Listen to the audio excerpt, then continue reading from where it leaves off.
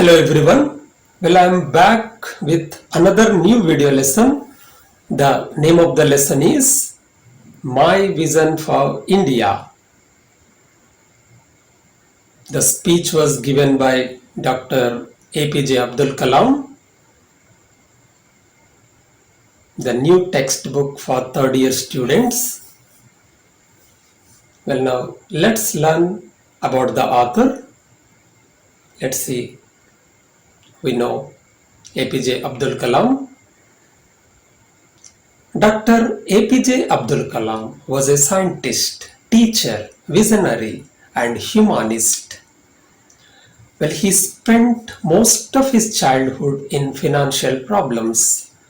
Dr. Kalam played a key role in the development of India's missiles and the nuclear weapons program, which earned him the nickname Missile Man of India.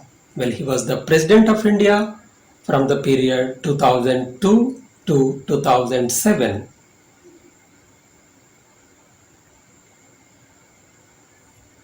Let's continue about the author.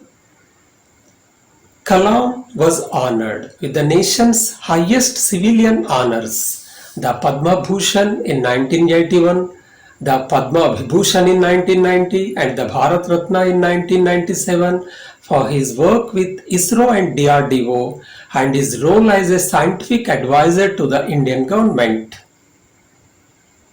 Well, Dr. Kalam guided a simple life and motivated the youth and the nation until the last moment of his life. Let's see the introduction of My Vision for India.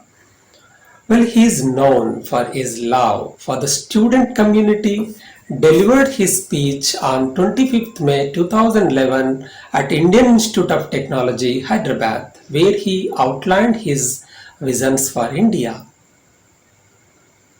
Well, he outlines his three visions for his motherland India and pleaded for Indians to be involved in the nation building process and to make India a developed nation. Let's see the first vision of Kalam, freedom. Well, in 3000 years of our history, people from all over the world have come and invaded us, captured our lands and conquered our minds. Yet we have not conquered anyone because we respect the freedom of others, and that is the reason for Kalam's first vision of freedom. India got its first vision when we started the War of Independence in the year 1857. It is this freedom that we must protect and nurture and build on. Well, now let's move to understand the second vision of Kalam, development. Well, India is growing economically and the rate of poverty is declining. Well, in terms of GDP, we are among the top 5 nations of the world. The 10% GDP growth rate is a healthy sign, but Dr. Kalam observed that Indians have failed to see themselves as a group of self-reliant people. He, however, wants to see India as a developed and not just a developing nation. Now let's see the third vision, standing up. Well, India must stand up to the world. Unless India stands up to the world, no one will respect us. Only strength respects strength. We must be strong, not only as a military power, but also as an economic power. Both must go hand in hand. Let's see the 4 milestones in Dr. Kalam's career. Dr. Kalam says that being the project director for India's first satellite launch vehicle SLV-3 was the first milestone in his career. Well, second was when Agni met its mission requirements in 1994. Third came the partnership between DRDO and the Department of Atomic Energy, removing the pain of little boys and girls in hospital by replacing heavy metallic calipers weighing over 3 kg each with 300-gram calipers was the fourth bliss or milestone of his career. Well, the media's obsession with bad news, failures, and disasters about Kalam. Well, Dr. Kalam wonders how the media in India could be so negative, giving the example of Dr. Sudarshan, who has transferred the tribal village into a self sustaining, self driving unit.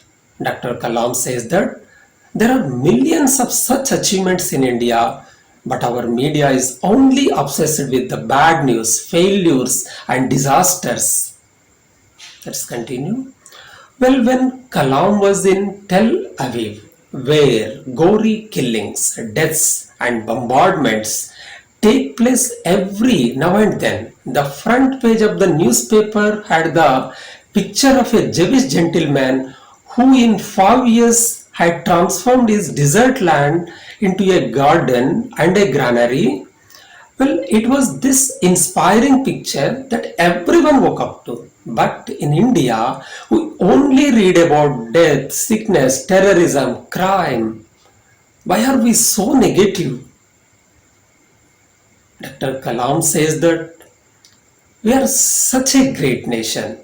We are the first in milk production, number one in remote sensing satellites, second largest producer of wheat, and second largest producer of rice. We have so many amazing success stories, but we refuse to acknowledge them. Why? Alright, dear students, well, it keeps me end of my today's lesson, the first part of the lesson. Well, I come back with the remaining second part of the lesson. Until then, keep practicing and keep reading your original textbook and asking the doubts in your classrooms. Bye.